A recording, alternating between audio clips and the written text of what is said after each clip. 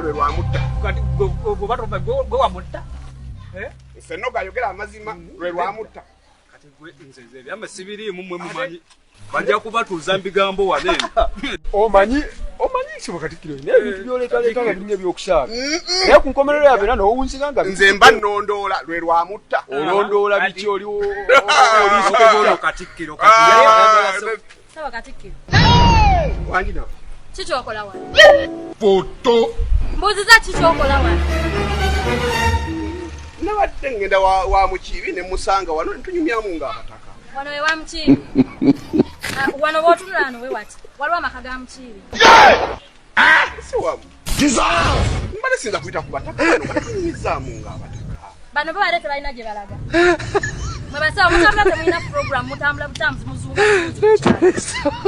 Mbadde temulina gye mulaga. Bw'ovudde wo nga tolina gye olaga.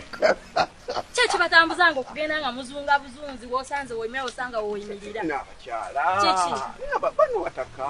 Bano bataka maama. Onziramu. I don't want peace. Katikkiro onziramu. I want problems always. Bano be bagenda boogezaako abantu ku kitundu nti abataka bazunga buzunzi batambula badde eno batambula badde eno. Bagambe nti ekitundu kino abantu bako tebalina mulamu. Bazunga buzunzi tebalina gye badda.